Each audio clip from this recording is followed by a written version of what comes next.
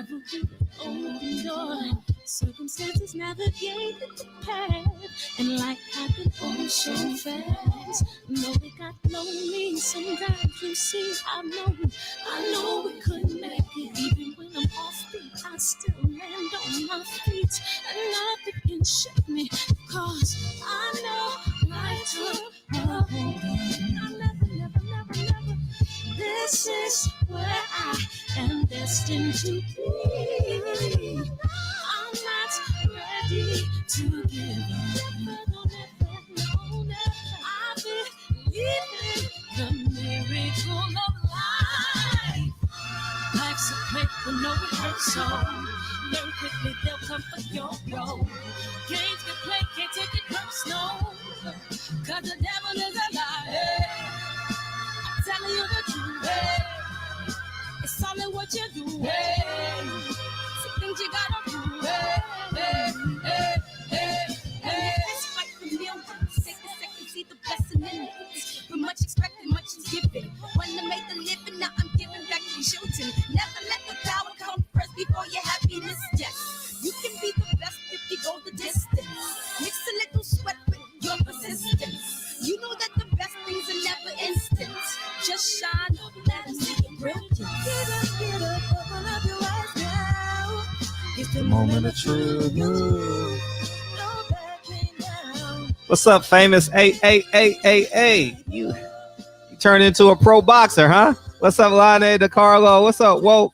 Kyle Davis. Yeah, we're going to hit him with these spontaneous shows, man. Rob ain't in here, but this for Rob's personal statement, running game like I'm A6. Yeah, man, we got to do these spontaneous shows, man, because that's just their availability. So we just going to get it in while we can. And I appreciate y'all coming in. We got Dylan, the real deal Price, coming in. He has a fight November 7th. His homecoming, November 7th, out in Philadelphia, man. And if you guys are interested, the fight is 8.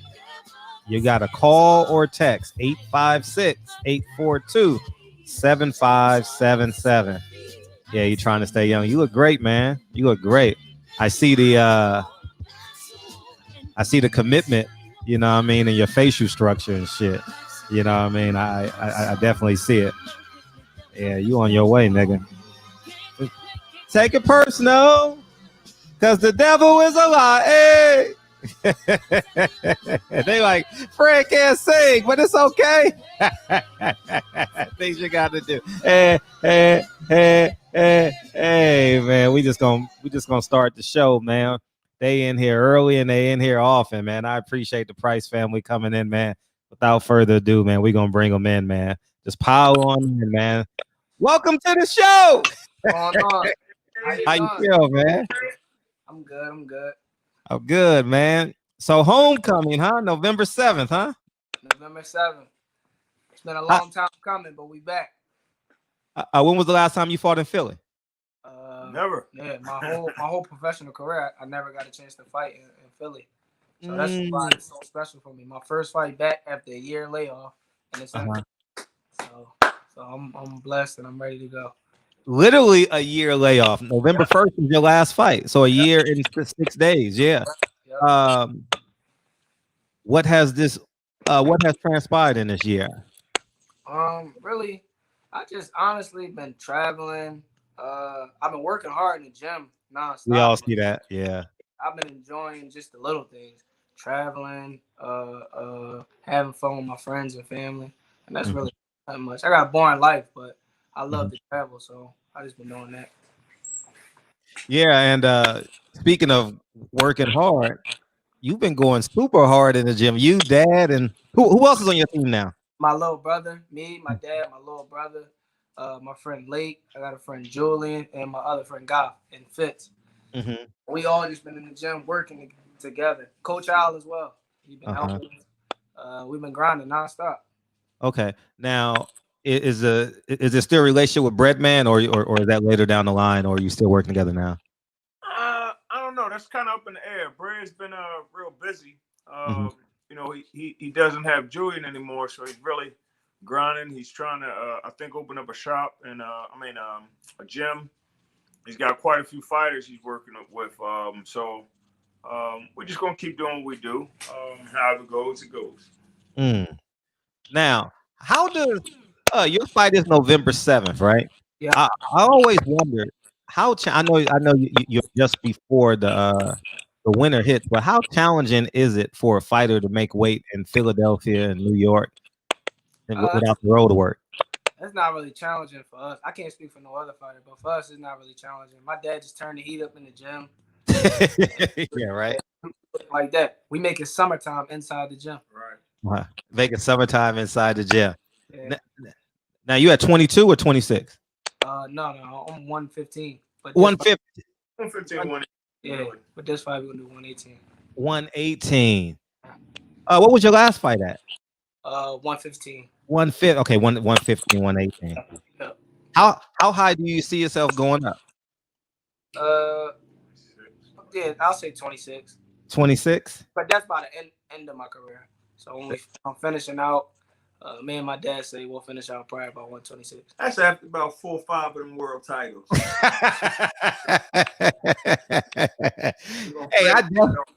I definitely could see world title in your future for sure. Talk about that journey, man. Is it challenging to stay focused, knowing that you can see and feel your potential, and the challenging part staying on the course of that? Is that challenging at all to you?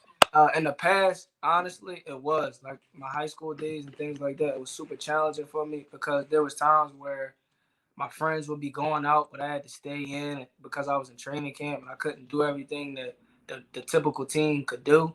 Mm-hmm. But the older I got, the more I had my dad with me, pushing me, and I just seen that it's gonna be things that I'm gonna miss out as a young man, but I'm also gonna be able to do things that they can't do. You know, and so it worked two ways. So I look at it like that, and it makes it easy for me to focus. I know I'm doing things that a lot of 22-year-olds can't do. So it's gonna be a lot of sacrifice, but it's gonna be worth it in the end. So that's how I try to look at it. But in the past, yeah, it was hard to stay focused, but now, no. And that's because of my dad. He kept me on a great path. And Dad, speak to that. You got a few fighters in your family. Speak to like the staying on course and the discipline and the structure that you put inside the family and inside your team. Right. Yeah. Go ahead. Well, I mean, it's not just in boxing; it's in life. So those are the principles that I teach in life, and then we just transfer them into boxing. So it's real big.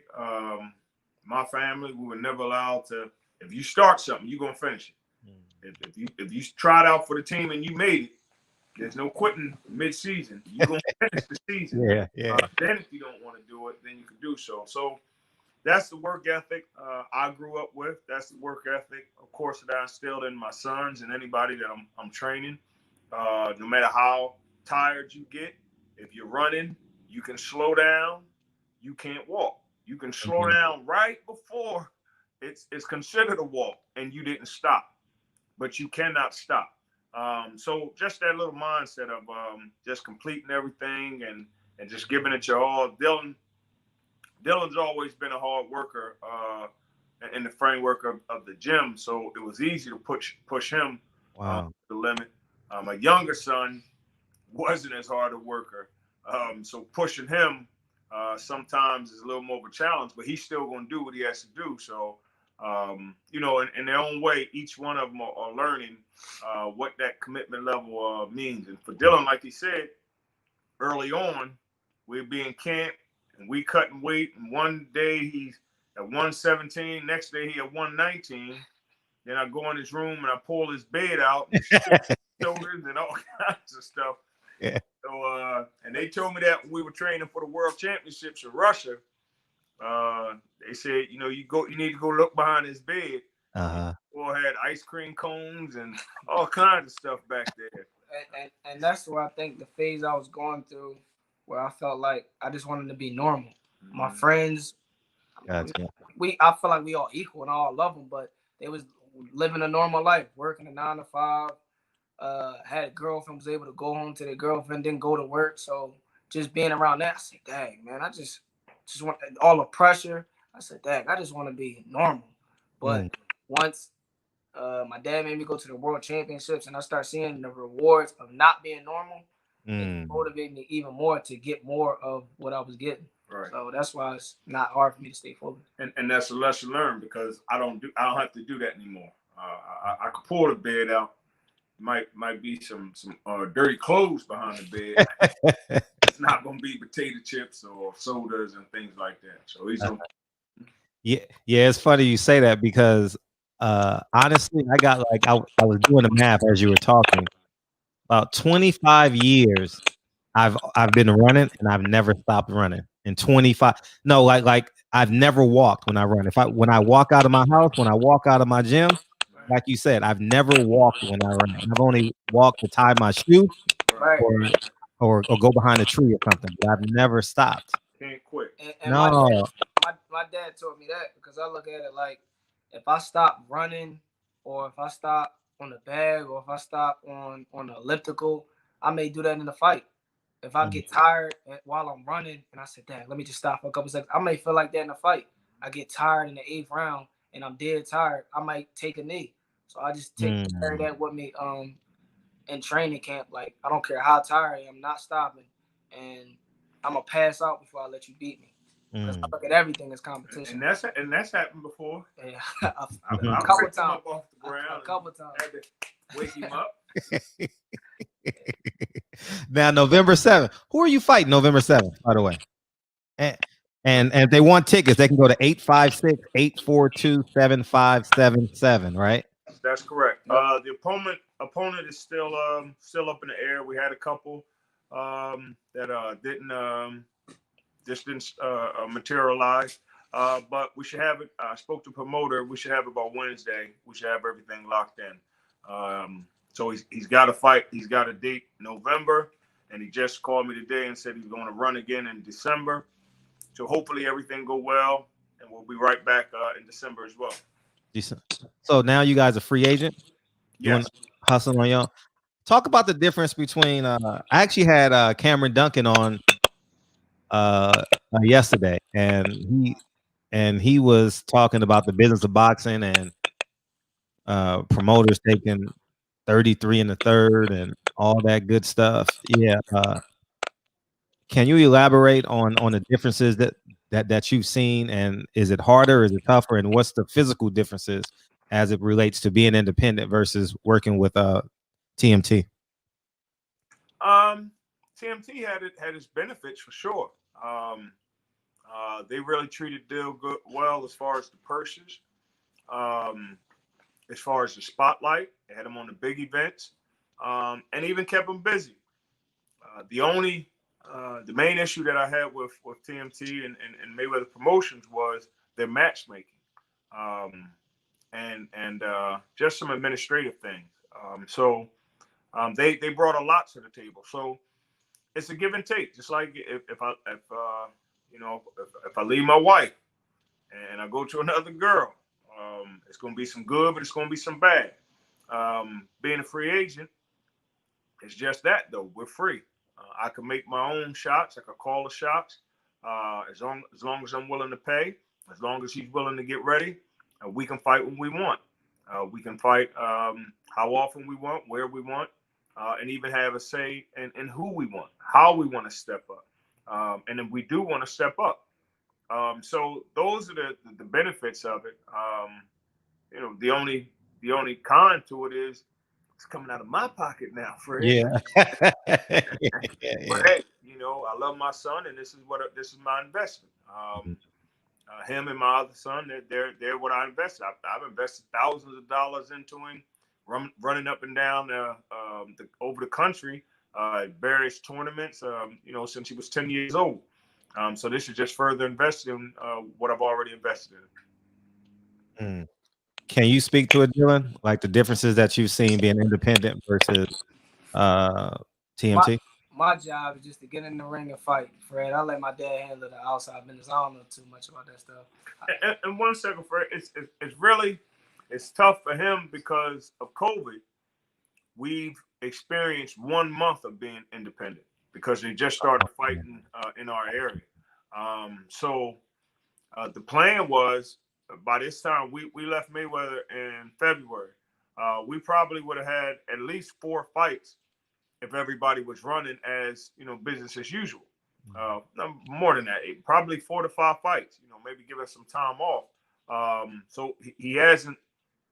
I guess for him, it's like hey, we didn't do nothing. Being independent ain't fun. Nothing happened.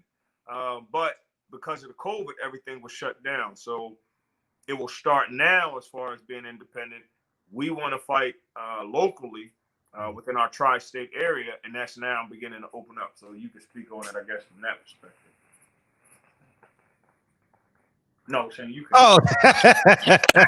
Oh, did you? Oh, so do you have aspirations of like going down to Mexico and something? Just get. I mean, that was the initial when COVID hit. Mm-hmm. But I got with Will Haney. He said he would put me in it. I don't like. I'm out of my element. I don't speak Spanish. I don't know the Mexican commissions and promoters, and if not carefully guided, you can get taken advantage of. I could be fighting the matchmaker's brother.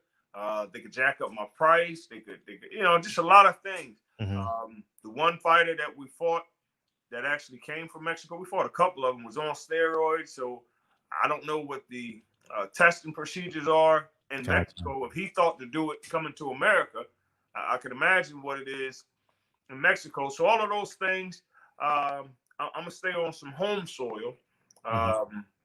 Philadelphia, Pennsylvania's opened up. New Jersey still not opened up yet. But PA, Delaware, Virginia, we could go down to Carolinas, Georgia. Those places within a 8-hour radius. I could do those things. But I really want to fight the Philadelphia, New Jersey, Delaware, Maryland, around that area there. That way our fans can all follow us in. Sure. Have there been any discussions with Mr. Haney as it pertains to being independent and all the time? Beautiful. When we were both coming out the amateurs, he left a little bit before we did. We both talked about it, that this is our direction we wanted to go, and we both were planning on doing it ourselves. Dylan had really fell in love with the concept of Mayweather, and as they start warning him, he wanted to do that. I always wanted to stay independent with my partner, Dr. Nowicki. We had a vision, and it was very similar to Devin. Maybe not at the level that he's doing it, but he's doing it at a very, very high level. But it still would have been at a high level. But we still talk about how we can make it happen, even as we're independent. Well, he's not independent now, but to get to that point. Sure. Mr. Finesse in the chat says, salute Fred and the barbershop. Young King, you're on your way. Keep grinding and be mindful of the energy you keep around you. Thank you. Speaking of that, have you ever had to make hold on. Can we get him to say more than one word to that long sentence that somebody Thank you, man. I appreciate the support. Yeah, can you speak to that? Have you had to cut people off? Oh, absolutely. I had to cut a lot of people off on this journey. Everybody that's with you is not gonna have your best interest. And me, my dad noticed if somebody is kissing my behind a little bit, I bring them into the circle. So I had to learn to weed those people out of my crew, to stick to the crew that I already had coming in. And your circle is gonna grow. My dad taught me that, but just you have to have people for certain things. Everybody is not in your friend circle. You have business and things like that. You don't bring people from business into your friend circle. Business is business, and friends is friends. So I had to learn that coming into this, getting a lot of notoriety and things like that. So my dad also helped me with that. Who in your weight class do you foresee is you say it's terrible? The weight class is terrible? Is that what you said? No. Oh, okay. Let's say, okay, the weight class is terrible. 115, 118. So we're looking at Guillermo Rigondeaux, the Monster, Nonito Donaire, and the list goes on and on. Everybody that's a champion, those are the people me and my dad are focused on. As we make the steady climb up the ladder. Exactly. But honestly, I really don't like to. I mean, I have my eyes on them, of course, but I really don't like to focus or lock my eyes in on that particular opponent, because by the time I get to that level, they can be tired or lost. You see what I'm saying? So whoever they put in front of me or whoever is next in line, that's who I'm looking at. I'm not looking too far ahead, because they need to be going. Well, we got some fights coming up. We got Lomachenko and Teofimo Lopez coming up. How do you like that fight? It's a 50-50. But I'm gonna go with my dad said. He said Teofimo. Okay. I really think he can pull it off. I was watching his fight the other day. I think Teofimo is fast, strong, slick. I think he got a chance with Lomachenko. I don't know if he's gonna win. That I don't know, but I think it's gonna be a 50-50. I don't think it's gonna be a blowout like everybody say it is. Dad? I think it's gonna be a good fight.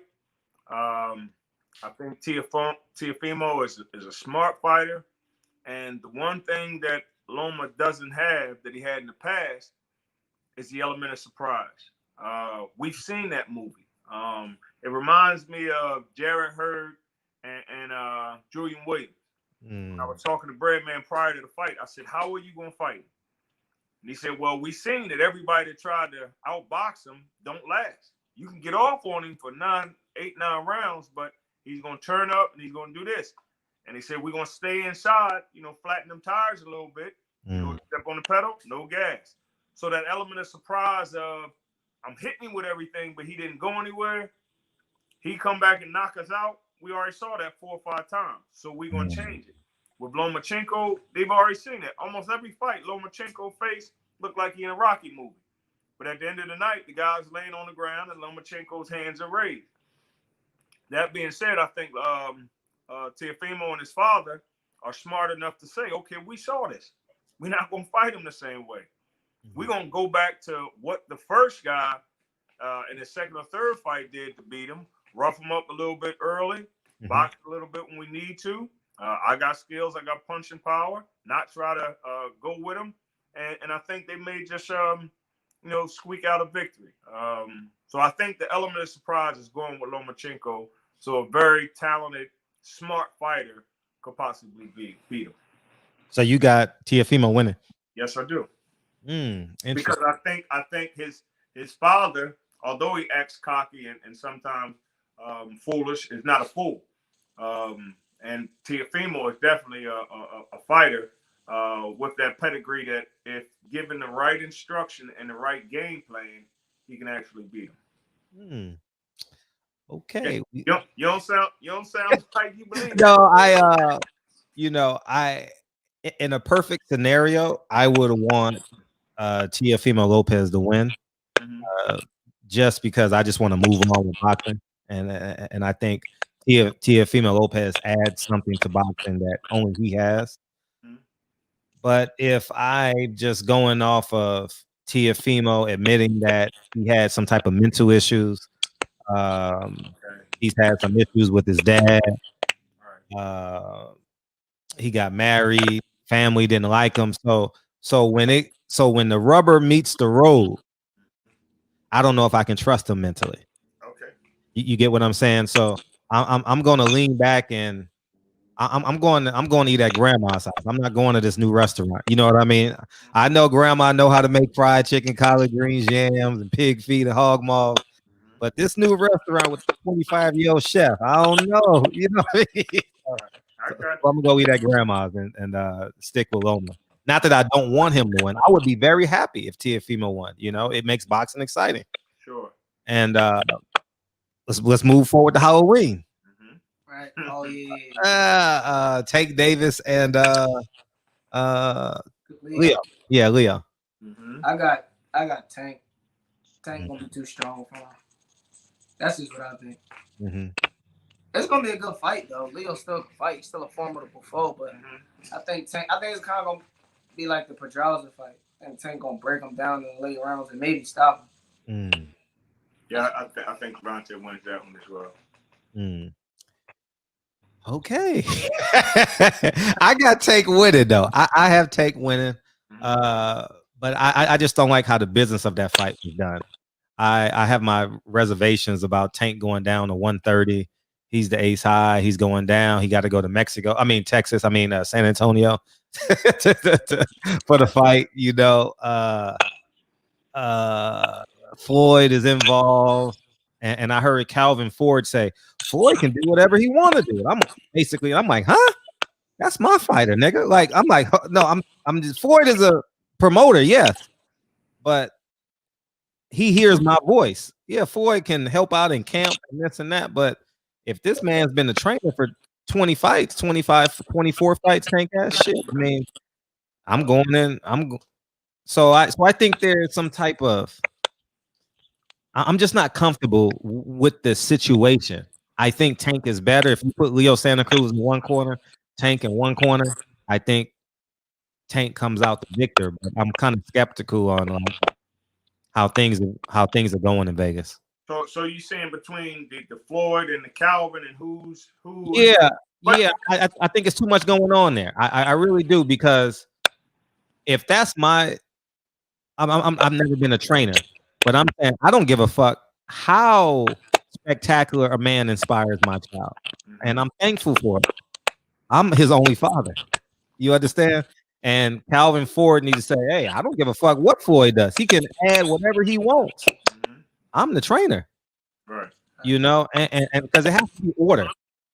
Like I'm very structured. I've never been in the military, anything close to that, but I'm very structured. As wild as my personality is, I have great structure in my life, and I think you can't be passive in situations like that, because the passivity goes down to the fighter. And he's like, well, shit. I mean, you didn't stand up to Floyd. I mean, he's never gonna say it, but you didn't stand up to Floyd. You let Floyd just come in this camp and do whatever the fuck he want.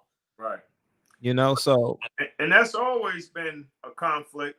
And that's why Calvin wanted him to train in Baltimore. Yeah. And Floyd wanted him to train in Vegas. Mm-hmm. So I mean, Floyd is a big personality.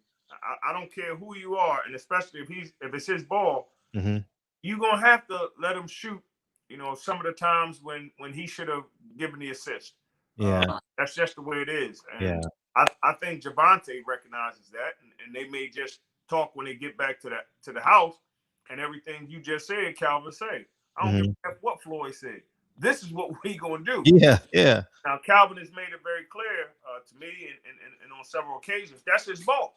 I'm a co-worker, but that's the boss. So you know, I have to watch the way I talk to the boss, and he said I tell Javante, you got to do the same thing. You have to watch how you talk to the boss. I think Calvin is an old street boy. Yeah. He dumb. He understands the game that's being played. But I'm sure behind closed doors, those conversations are going off. Right? I sure hope so, because I don't want no motherfucking explosion on national TV. You know what I mean? Win the fight. Like I'm all about us 12 basketball players go in together. We leave together. You get what I'm saying? The most important job is Leo Santa Cruz, and let's take care of Leo Santa Cruz. And I don't want no Floyd yelling at him from his first seat next to the judge or whoever he's sitting next to. Say it again. I said he's gonna do that because that gets Floyd attention. Yeah. Remember, Floyd is the most narcissistic person in boxing. And you know that helped him to become who he is. So that's not always a negative. But while he's sidelined, if I look like I showed him this hook or I showed him this uppercut, then I'm still relevant like that. So he gonna do what he still do. But I mean, so what?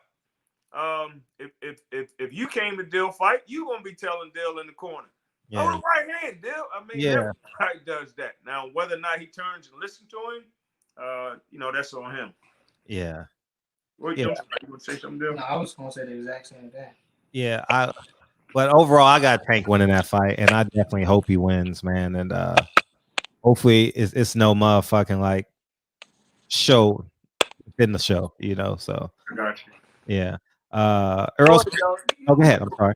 You know Floyd, Fred. Yeah, very well. Yeah, very well. You got to deal with him a certain way. Yeah. You can't just say whatever you want to him because it's because of his temperament. So certain things, like my dad said, Kyle Tank just gotta go. Yeah. And that's why I separated myself, because I'm not comfortable with people who can't hold me accountable. I like being held accountable. Like you know how real men hold men accountable. Like, nigga, why are you out at 10 o'clock? Go home to your family. Shit like that. You get what I'm saying? Like, yeah, I want to do this. I want, but there. I don't like the lack of accountability. Like, I don't like that. Like, he's the dictator. Like, niggas got to eat when he say eat. Nigga, what? Yeah. Nigga, you better get the fuck out of here with that shit. So that's my discontent. Like the culture type stuff. I'm by no means am I the guardian of the culture, but I think when you got 90% of the black people doing one thing, you get what I'm saying? Like, don't be that 1% that says we got to do it like this. And that kind of perturbed me. So I separated myself from that shit. And that's just, and one day he and I are gonna have a conversation. I'm just gonna tell him, like, this is just some bullshit I think you've done. No, it don't take away from your 50-0, but I'm not gonna be that dude that just complies because I want to be around you or take a selfie with you or some shit like that. So yeah. Earl Spence. Oh, go ahead. I'm sorry. Give Tank 2 more of these pay-per-view fights. And then that's when Calvin and Tank can say, "Shut the F up, Floyd. I'm talking right now. Relax, Floyd." You know, yeah. Yeah. But he's getting there. He's yeah. there. Yeah. Right now, you coming at Floyd is just like coming at Al Heyman. Gotcha. Because the high regard in that position he has I in get that that. organization. However, you get 2 more of these and you keep shining, you can then dictate how things are going to go, who you want in there, who you don't want in there. So I said, I'll just watch a couple more fights. Tank will be able to say what he wants. Yeah. Tank is budding out like that a little bit more too, because I noticed in the I'm not sure if you picked up. Did you see the press conference? No, I didn't see it. Oh, okay, but I picked up on something in the press conference. Was Leonard Ellerbe didn't say too much because Floyd was in the press conference. Oh yeah. See, and that says a lot. Like if like Leonard Ellerbe is a CEO, but when Floyd is there, Leonard Ellerbe don't say too much. So that shows that there's a lot of like well, I'm not gonna say anything because Floyd is here, and basically you're succumbing your power. Right. There's a lot of intelligence, is what you're saying. Yeah. If you keep talking and I don't talk, best believe it's going to be a problem. This man, he's a great fighter, and maybe it developed over time because he got a little bit of it, and we developed as he became a pro. He's a narcissist. So if that attention isn't on me and it's on you, it's going to be a problem. I don't want you speaking for me anymore. I'm going to have her speak now. I don't want you to get a press conference anymore. I'll do this. So what you saw with Leonard is intelligence. He learned how to deal with Floyd and what Floyd wants and what Floyd doesn't want. That's why he's the CEO of a company, not because of his intelligence, not because of his diplomas.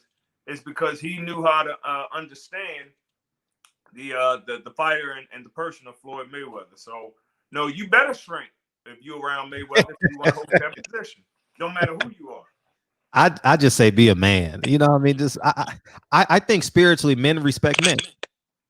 You know what I mean? Like you be a man out of he gonna be a Floyd man. What'd you say, Dylan? I said he gonna be a man out of a job. Yeah. Like you said, he gonna be a job. Man. What other accomplishments, and this isn't to knock Leonard, this is giving him props. Whatever accomplishments in this sport does Leonard Ellerbe have to be a CEO of a promotional company? Other than he learned his fighter, his friend, and learned how to do business with the boss. And he understands. We saw that when we were at one of the fights in Samstown, just how different Leonard was when Floyd came. I mean, I think at one point he was sitting down. Floyd came, he just stood up. He gave their family members came in and friends, and he gave them the seat. And he stood up and I was over there where he was, just standing up watching the fight. So he understands with this guy, in order to hold this position, Hey, little lady. Say hi. Guess what he had to do? Who's that there, Fred? That's my daughter. Oh, Kennedy. okay. Yeah. Hi, pretty lady. So, yeah, no, you and it's funny thing that you said it. Yeah, go to mom. It's funny that you say that because now that you look at it, you are absolutely right. Close the door. You're absolutely right with Leonard Ellerbe. He shrinks when Floyd is around. He shrinks. I've Check gets bigger. So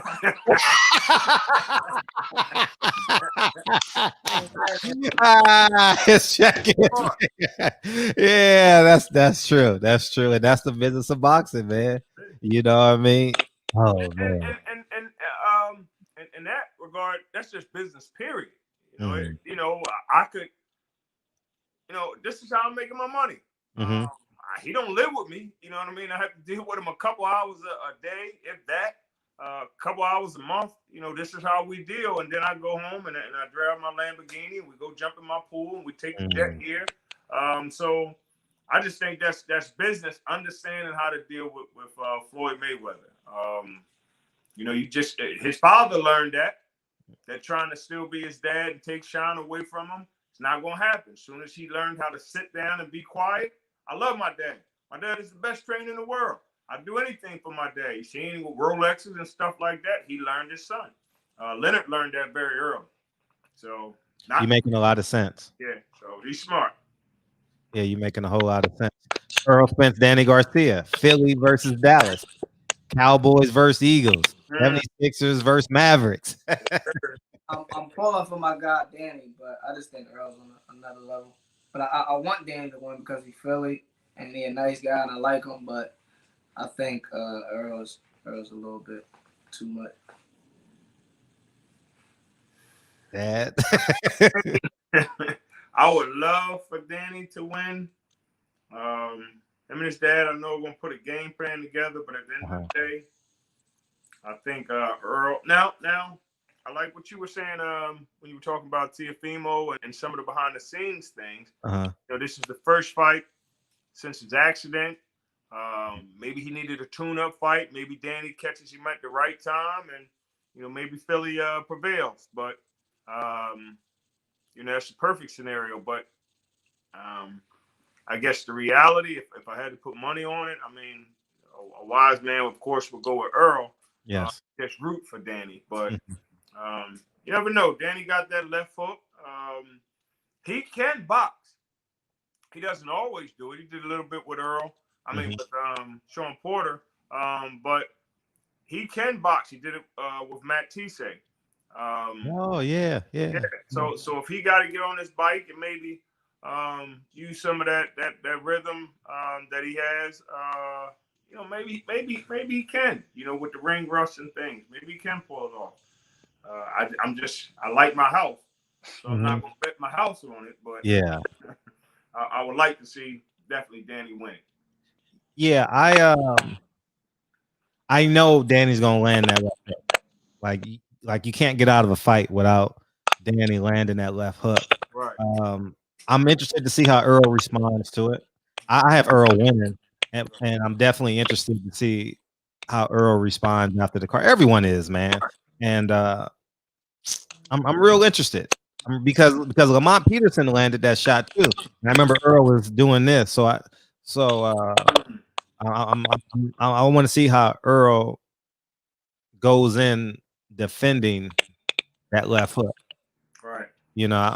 I mean, he could make it an easy fight in from distance. Right. But he showed in the Sean Porter fight. Shit, I want to rumble. Right.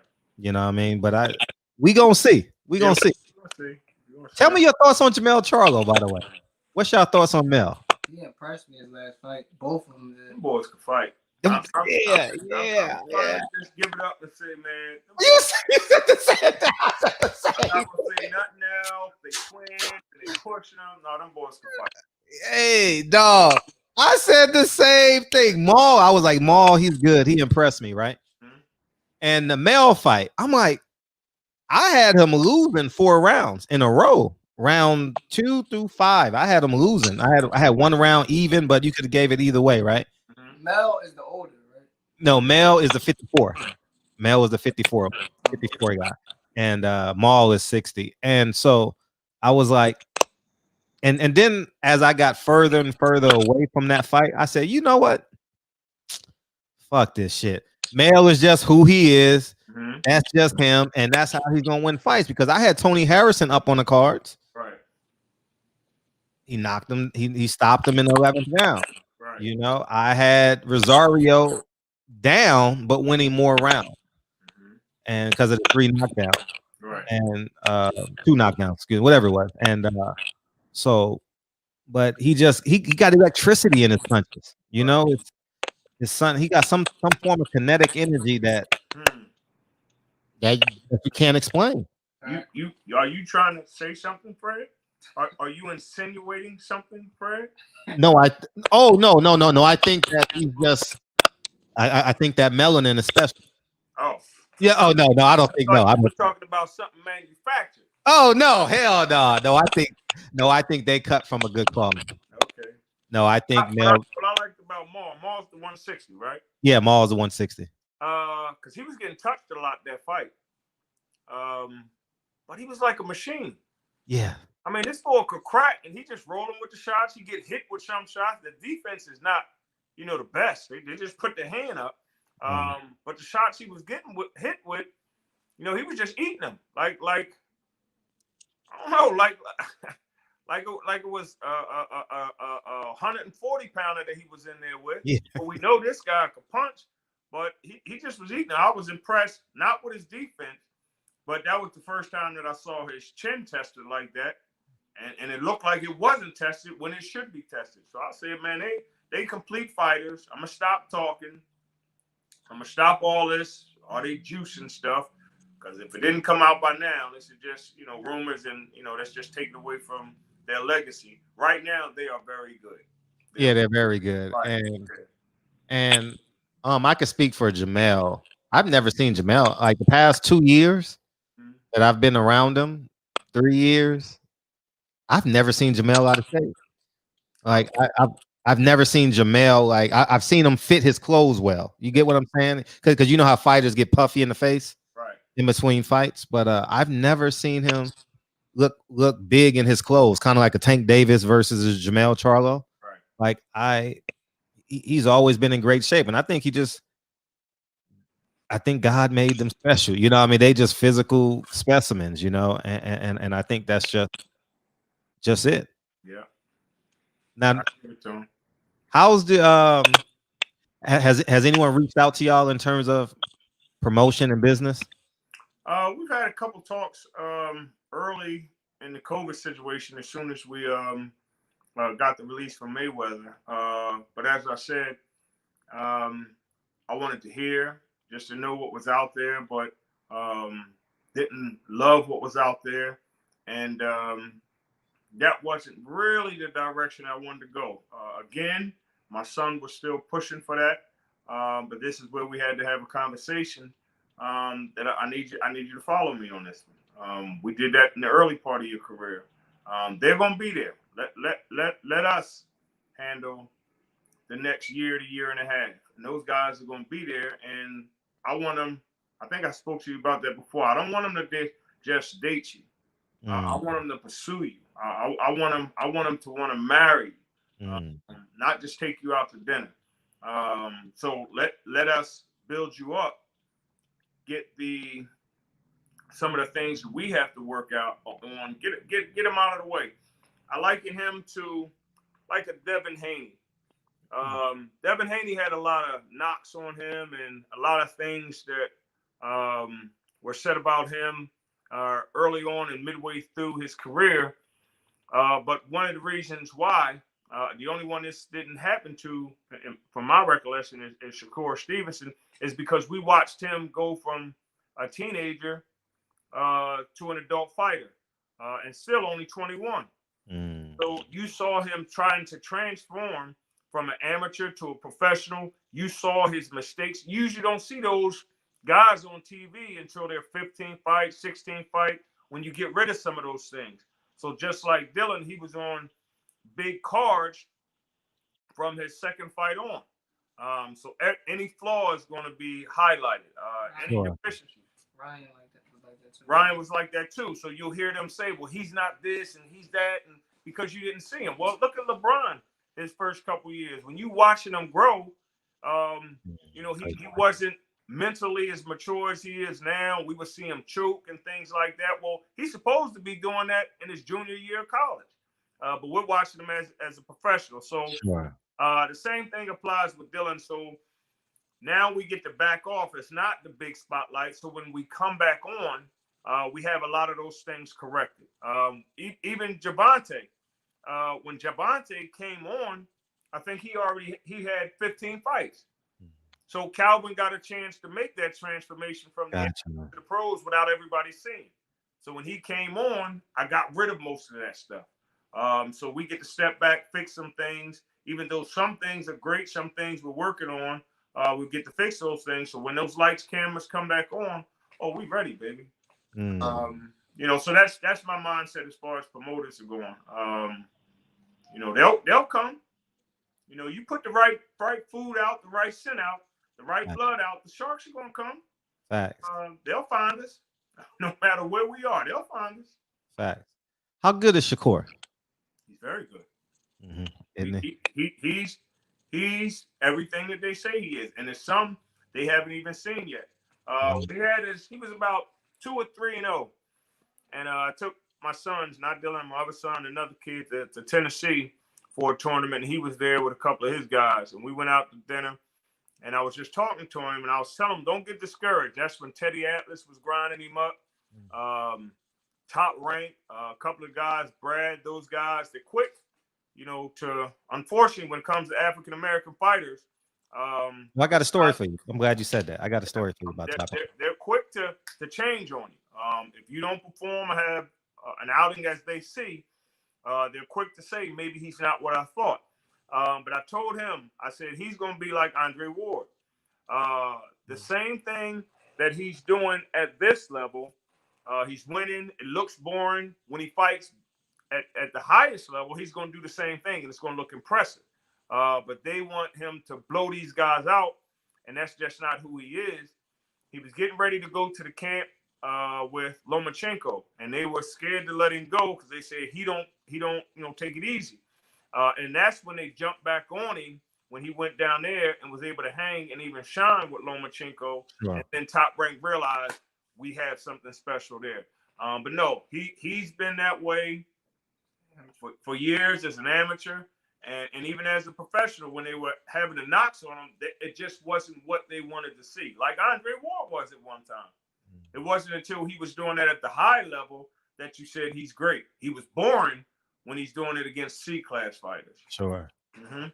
Yeah, I told you at the top of the interview, I interviewed Cameron Duncan yesterday. Mm-hmm. And Cameron Duncan yesterday, I asked him, is it true that Top Rank has a board in their office and it says black fighters over here, other fighters over here, they don't fight the black fighters? And I'm gonna try, it's my last video I just posted, but I'm gonna try and quote him. He said, oh, you want to talk about race? Mm-hmm.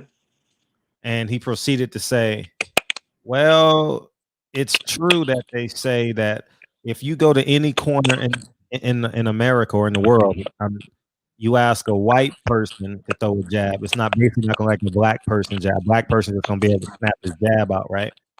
And he says that's just business. And he said it's out of respect. It's out of respect. It's out of respect. And I just let him keep talking because he's just unraveling the suit. You know, I didn't want to refute him I wanted him to keep on talking. And it was rather revealing, you know. And now when you look at that era, because Cameron was with them for a long time, you know, and if you look at that time period, you say, wow, you look at all the fighters that were held back, you know, and they never got a chance to fight that Latino fighter. Now you look at Shakur Stevenson, who didn't get Oscar Valdez, who they pushed up so he wouldn't fight the guy who fought yesterday. You see, I forget Narate, whatever his name is. So Cameron speaks to that as well. You know? And that I'm glad he was honest with that, being forthcoming with that information, because I know it, you know it, but that's that God-given ability that Yahuwah gave to the children of Israel. Yeah. That the world knows that Yep. it has to be a disadvantage. We got to give them a disadvantage. We got to set them back 400 years just so they don't catch up to us in 40 years, as we did in the Reconstruction era. Right. So it's the same thing in boxing. I taught my son that, to just watch that kid. And it's the reality of boxing life. You get an African-American kid that could be super, and you got a Caucasian kid that's good.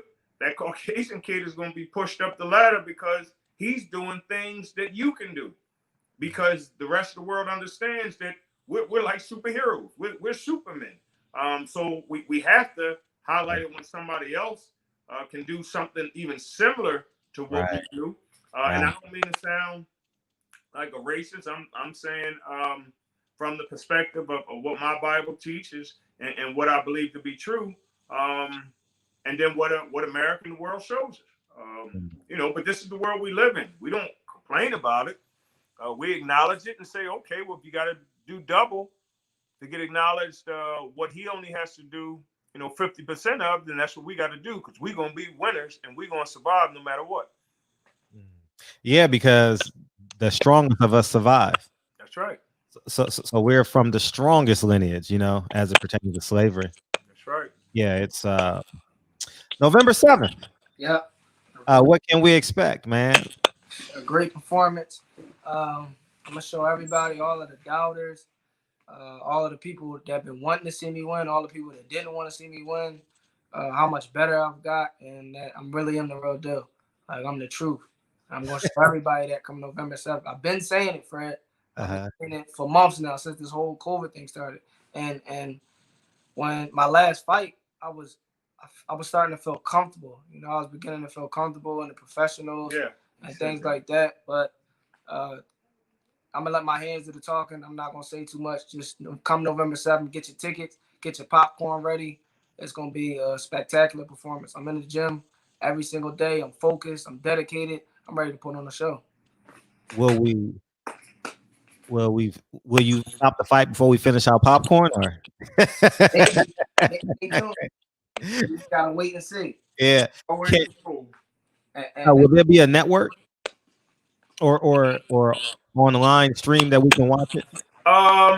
It's under Rodney Rice Promotions, R&R Promotions. You gonna post it on your Instagram, Dylan? Yeah, we'll post it, and it is gonna be some type of. I'll post it Saturday. It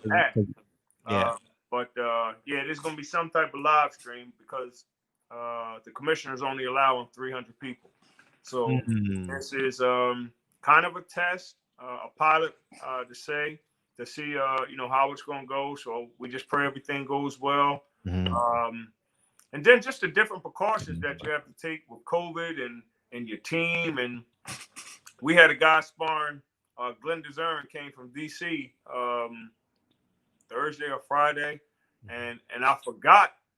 I got to take his temperature. I'm supposed to check to make sure that you didn't have COVID. And when you go to the doctor's office, you got family member. This is the mindset we have to have, because we can do all of this training and do like Scooter, Stephen Fulton, get down there and have COVID and everything. I think that shit was a setup, dog. Huh? I think that shit was a setup. You think it was set up? Fuck yeah, man. Do you want me to talk? Do you want this conversation to be a part of this interview? Let's hear it.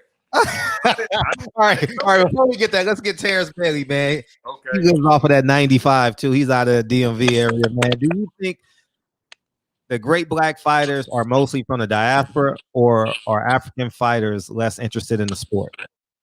No, I'm biased because I believe I am from the diaspora or diaspora.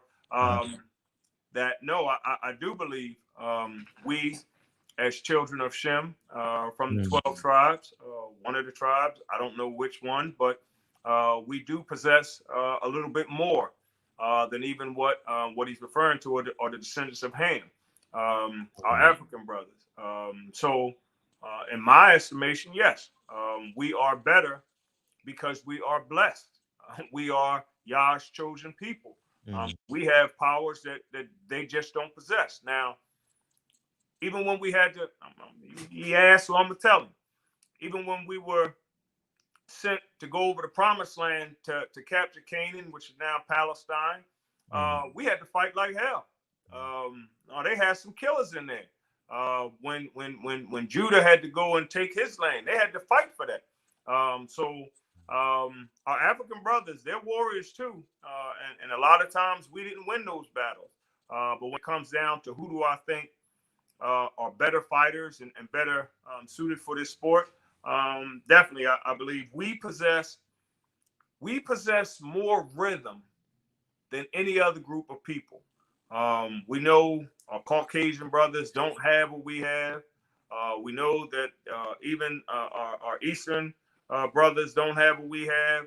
Our African brothers, they can dance and they can do some things, but it's still not the same rhythm that we possess. So I just think we're different. To answer that question, yes. I think and they don't have.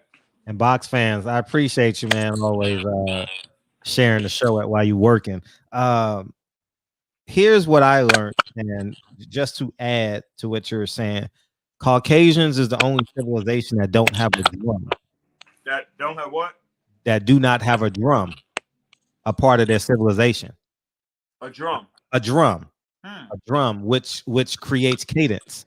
Okay. Which creates rhythm. Nice. And so when you said that earlier, this white guy is attempting to be a reflection of you. And when they get that 1 out of a million white guy, like a Triple G or whoever, Lomachenko, Caleb Plant is a good example. Caleb Plant, yeah, Caleb Plant. Rhythm that we have. Yeah, they celebrate that, right, and host. But I like what you said. There, he is. You didn't use the word reflection, but you said he's doing what you do. Right. You know, right. But as I related to Stevie Fulton, so I heard it Thursday. I either heard that Wednesday or Thursday morning, right? That Stevie Fulton got pulled out of the fight. And I'm sitting there like, that's interesting. Wednesday before the fight. And then I was like, who's promoting the fight? Because I always try and see things as a whole. I don't say, I wouldn't walk up to Dylan, why'd you punch that guy in the face?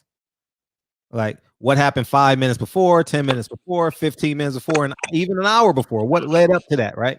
So I'm sitting there like, it's a Floyd Mayweather card. Stevie Fulton is the favorite versus Angelo Leo. You have an out with COVID.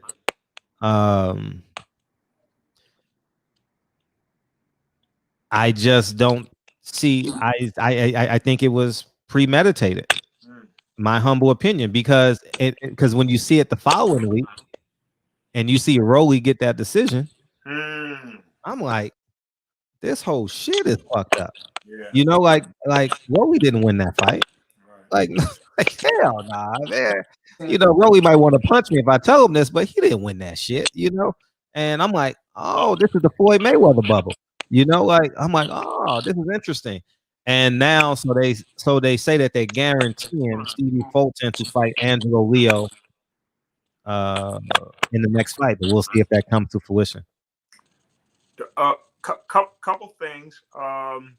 First thing, responding to the Fulton. Now, Breadman, and I know, you know, Steven and Hamza, his guys, I didn't speak to them afterwards, but I did speak with Breadman, and Breadman said he was sick as a dog. He felt like he was going to die. He was saying that COVID is no joke.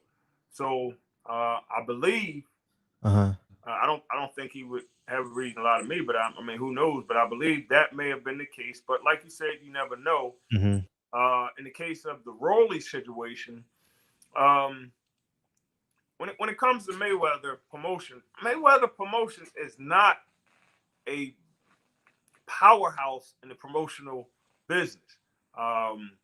They don't wield that much authority. It's really based on the authority and the power base that Al Heyman brings as an extension of him, the Mayweather family.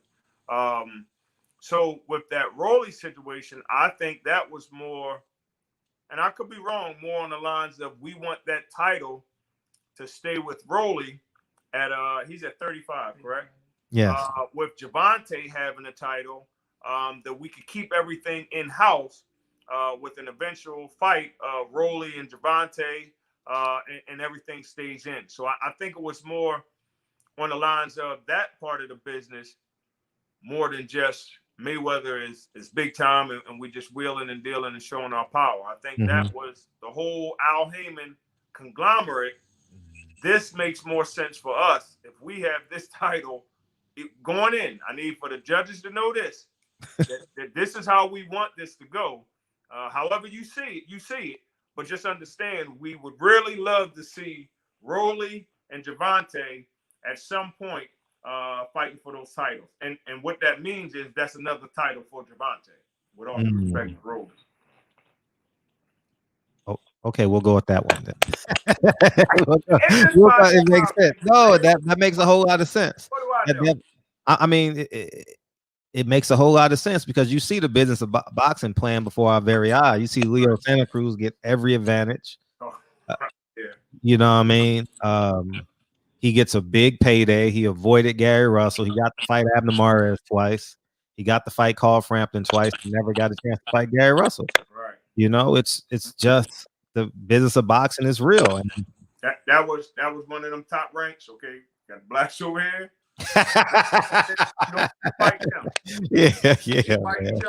Yeah, man.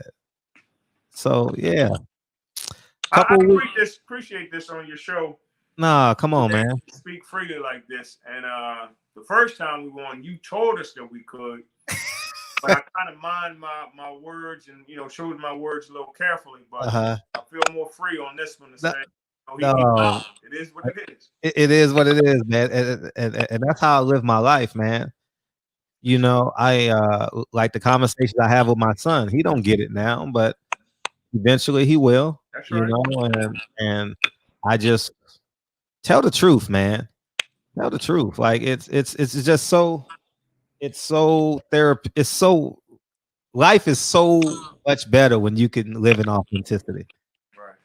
You know what I mean? And that's really how I live my life, being honest.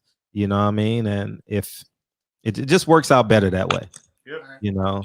And sometimes you got to fight about it. Sometimes people get mad at you about it, but it is, and at the end of the day, they're gonna love you for it. Right. And that's just it. So yeah, man, November 7th, we're gonna be locked and loaded, man. Locked and loaded, man.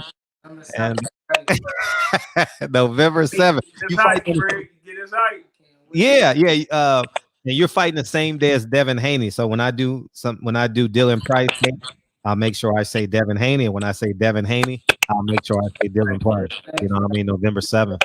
In Philadelphia, your homecoming, man. Yes, sir. Oh, so we got this new thing before we go. It just started this week. Shout out to DB. So he asked a guest out of the Stone Cold Blue, and this shit was hilarious. Oh, we cried for an hour and a half on the show. Do you have a favorite joke? Do you have a joke?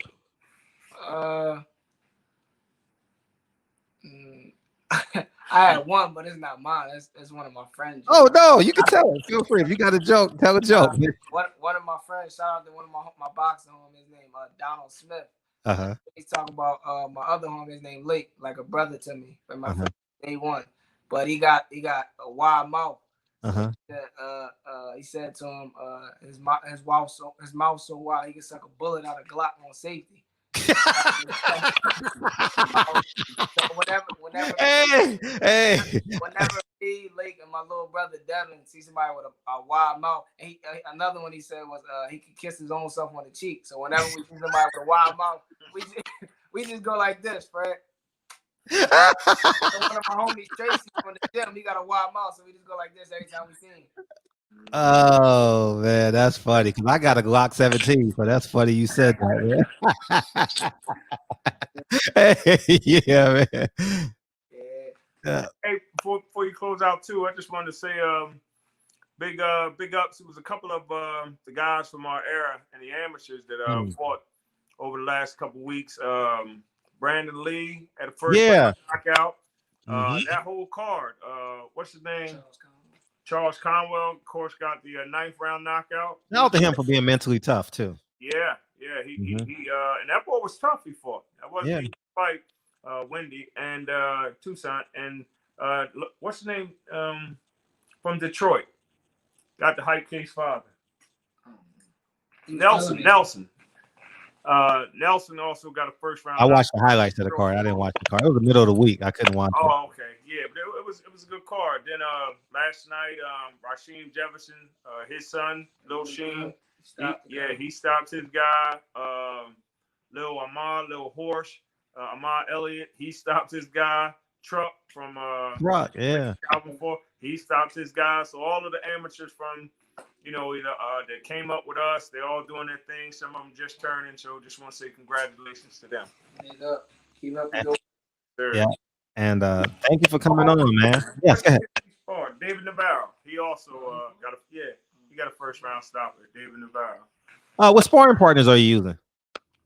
Well, we just started sparring. What was that, Thursday? Glenn Desern came down from DC. He's a good pro, 122. Sparred him. We'll be sparring Christian Cardo. Now that's a white boy that could actually fight. They didn't have to build him up, but they still did because he was white. But he's a good kid. Fights at 118. We'll be sparring him Tuesday. And then it's another kid in the area we'll be looking at for either Thursday or Saturday. So we're just keeping busy with people within the Philadelphia, New Jersey, go to DC. My man Lamont Roach, he'll set up work for us down there. So we doing some things. And people asking, he's gonna post the link. You guys got to follow Dylan Price on Instagram, and I'll post the link fight week too, so people can know where to watch it. And we'll be locked in. Every time I say Devin, I'll say Dylan. Every time I say Dylan, I'll say Devin. November 7th. They're gonna get confused because we already do that because his little brother is Devin. So when you say Devin, we say Dylan. So that's good. Yeah, so we'll definitely knock that out, man. And I appreciate you guys coming on. Thank you, man. Thanks for it. Appreciate it. And see you soon. Come on, if you want to come on before the fight. With, you got Darmani Rock coming up in a couple weeks too, right? I'm interviewing him. I thought so. Maybe we need to talk offline. Yeah, no. When's he fighting? It was supposed to be November the 7th, but they just pushed it back to December. It's December the 5th. I remember now. Yeah. I remember now. Yeah. Let's get him on. Let's get him on. Into PBC world now. Let's get him on. Let's get him on. Okay. For sure. November 7th.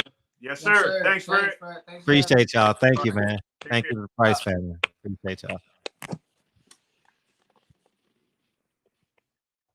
So there we have it, man. I appreciate y'all. Thank you to the Price family. Yep. And yeah, man, it was a fun interview. I appreciate y'all coming in on the Saturday. Real spontaneous show. We gonna support him.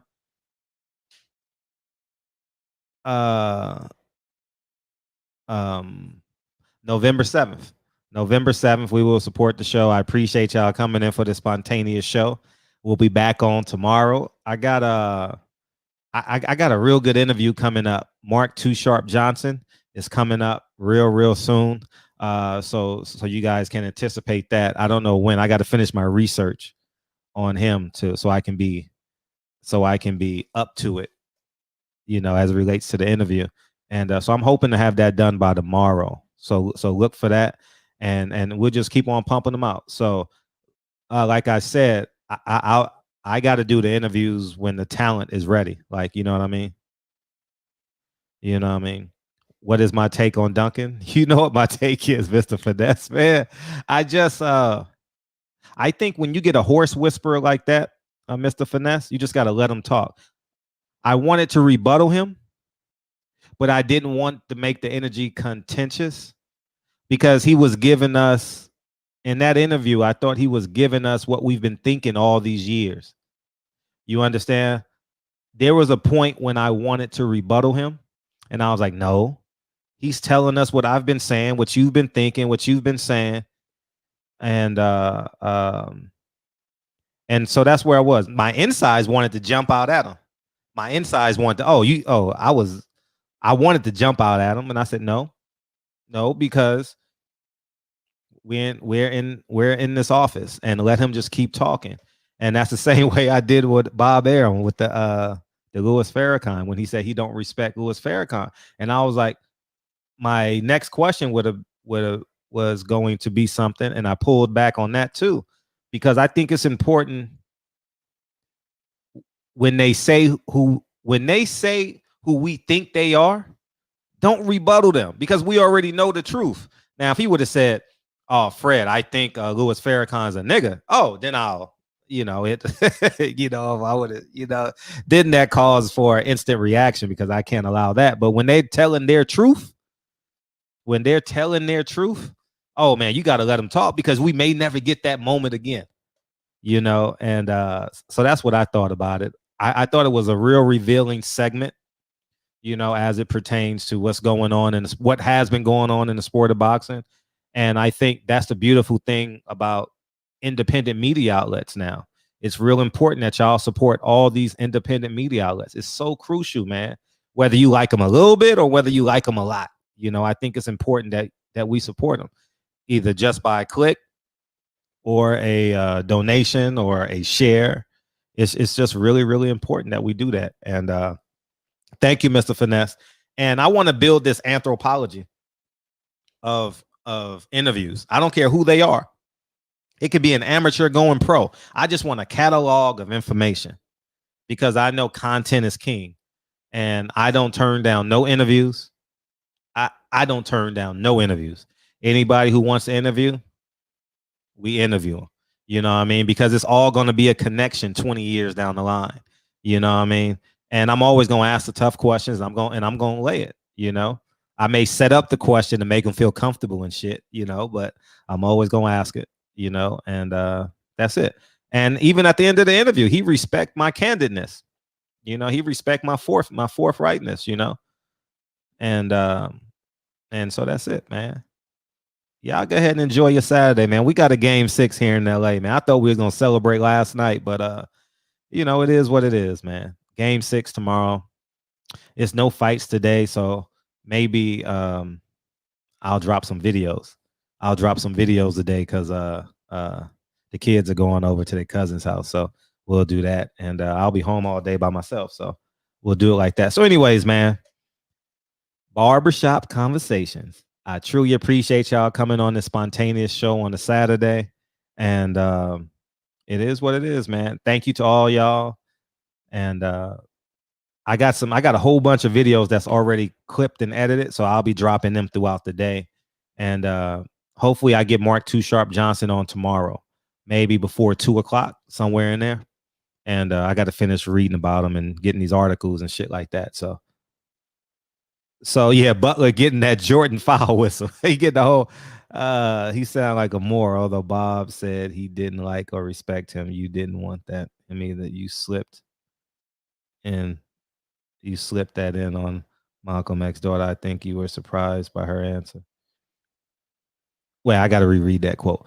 He sound like a Moore, and although Bob said he didn't like or respect him, and you didn't like him either, you slipped that in on the Malcolm daughter, and I think you were yeah, you're right. I was surprised by her answer. Yeah, I'm 50-50, because like Triple OG, my character never takes a day off. It doesn't. You know what I mean? It doesn't. Whether it pertains to like everything in my life. And I've said this before.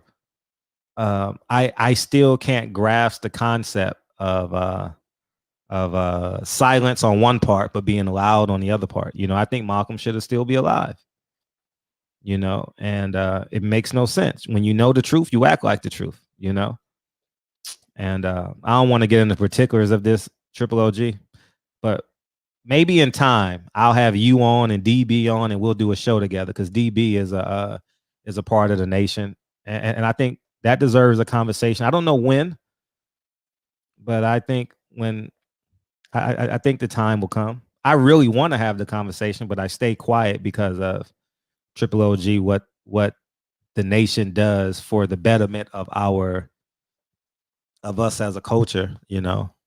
But yeah, we'll definitely have that conversation, and have your facts come. I got 20 years of research on this shit, so so in my spare time, all I'm trying to figure out is, how did this happen? Why did it happen? Yeah, you know what I mean?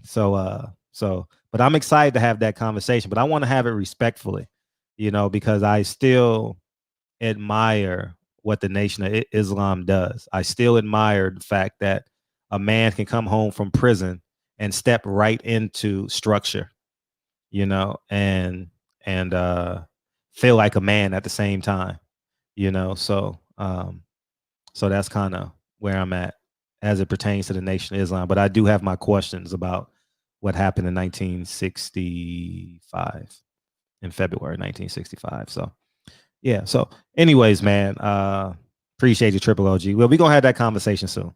So and maybe I'll do it. Maybe I'll invite a member of the Nation of Islam to come on and have that conversation. We can all have this conversation together, and we'll do it like that. Anyways, man. Yeah, all the time, Mr. Finesse, and that's what this platform is for. I don't give a fuck if you're an A-list celebrity or an F-list celebrity. It's always connecting. It's all connected. Like that Cameron Duncan interview connects to that Bob Arum interview I did. When did I do that interview on Bob Arum? In May? It connects. 4 months later, the shit connects. You get what I'm saying? So it all comes together. It all comes together. So that's kind of where I'm at as it pertains to that. So that's where we're at, man. Tomorrow night, 9 p.m. Y'all motherfuckers better be there. Y'all better open up the door for Patricia when she come into the barbershop tomorrow night. Mr. Finesse gonna be asleep, but it's cool. He'll catch the replay. We out this summer, man. I hear my kids in the background. They're about to leave like at 1 o'clock. So it's 4 o'clock y'all time, 3 o'clock, 2 o'clock rock. Love y'all, man. I'll see y'all tomorrow at 9 o'clock. And I'm real excited to have that conversation, Triple OG. I love all y'all motherfuckers. And make sure to open up the door for Patricia tomorrow when she come into the barbershop. All right. I'll holler at y'all guys. Peace.